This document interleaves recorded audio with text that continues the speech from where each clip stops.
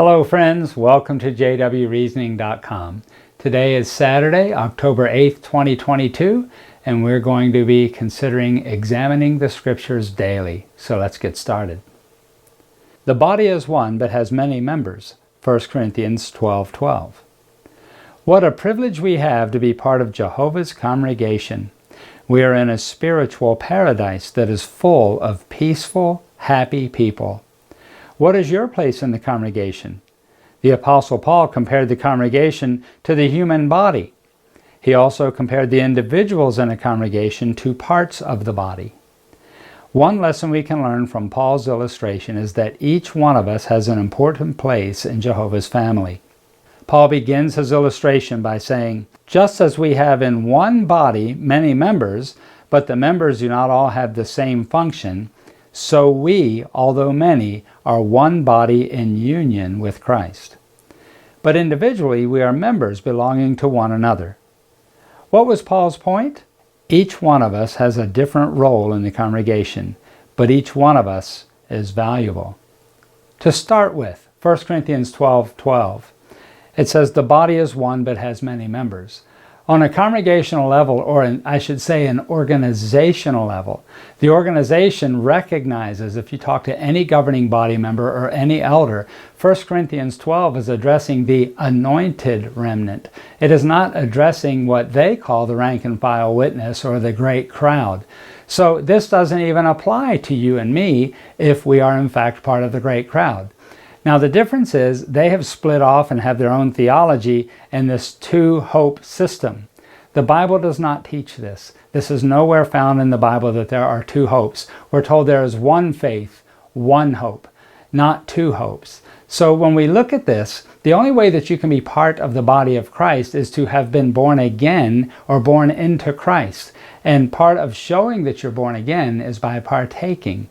And if you talk to anybody in the organization that knows what the doctrines are, they will have to admit that this is true. So you are not part of the body of Christ. And that's why they use different lingo in a lot of their things, in a lot of their articles, by saying the congregation instead of the body of Christ. But notice that text again. It says, the body is one but has many members. So it's not just an illustration of the human body, but we're talking about the body of Christ being one and having many members as well. But let's keep going. Let's look at the text again.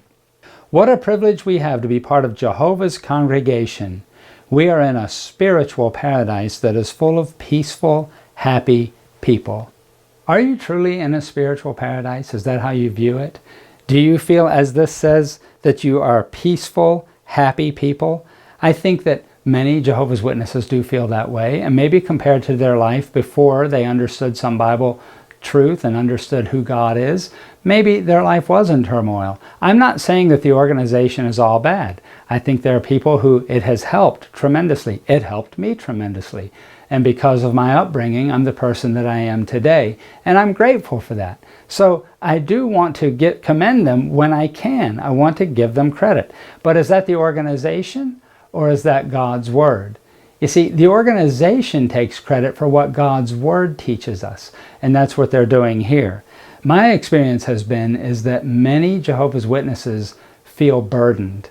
They feel a heavy load. They feel weighed down because you're never doing enough. I didn't get enough hours. I didn't comment enough. I didn't get out on field service enough. I'm sorry, I missed the meeting. My Watchtower isn't marked for Sunday's lesson.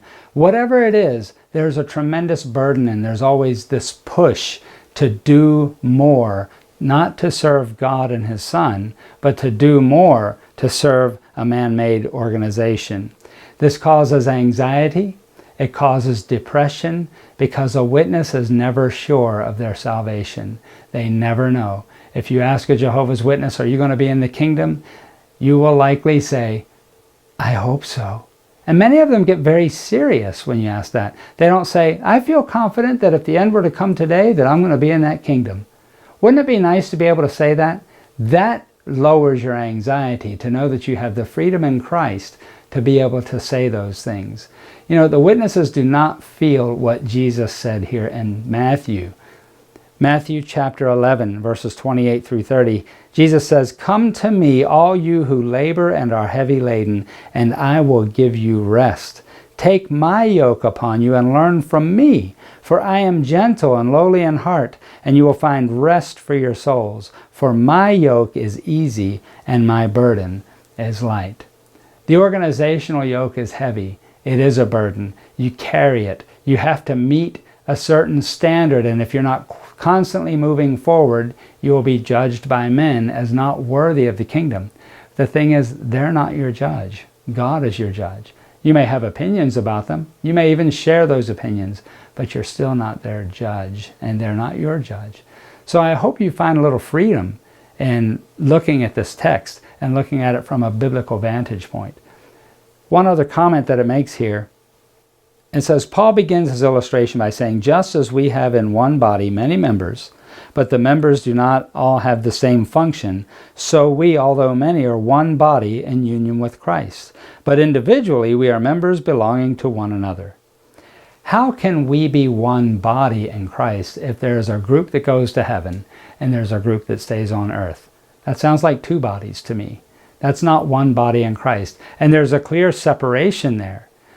When I think of the book of Acts, chapter 10, notice what it says.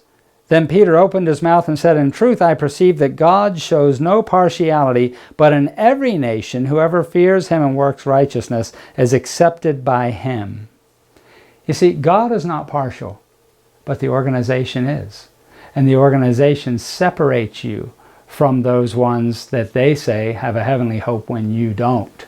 Again, how can we be one body if part of that body goes to heaven and the other part can't, and is not permitted to, and is not permitted to partake of the emblems, and is not permitted to be part of the literal body of Christ, and that they are coming together into Christ Jesus and having his indwelling spirit? They even separate that from you. You see, the witness body is a dismembered body, and it's dysfunctional, and this is why there's so much depression and there's so much suicide in this organization. It is tremendous, the number of people who are taking their lives, and the number of people who are taking depression medication, the number of people who end up in a psych ward because they're having issues with not themselves, but with dealing with the pressures of the organization and having their families removed from them. It's really sad, friends, the things that these men are doing to Jehovah's Witnesses as a people. The final comment, it says, what was Paul's point? Each one of us has a different role in the congregation, but each one of us is valuable. I agree with that. Each of you is valuable. And you know, Jesus came and died for each and every person. He didn't come to separate the righteous people from one another and to have some with him and some away from him. He came to restore the relationship between the Father and us that was broken in the Garden of Eden. This is why Jesus came, to restore that face-to-face relationship with Jehovah. And what the organization does is they have robbed that from you, saying that they are the ones, the anointed ones, quote unquote, I use that term loosely, the ones that they consider anointed will have that relationship. But you get it by proxy. They are your mediator and not Christ. I hope you continue to study, friends. This text, when we look at it, it's really very destructive. And what it's trying to do is pass something off to you and make you feel included in something that, according to them, you're truly not included in. All of the cited texts that they use, if you look at them, if you take a look at them, they all apply to who they call the holy ones. Well, that's not you.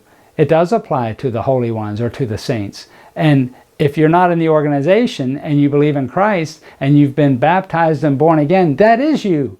You are one of the holy ones. You are one of the saints, if that's the case.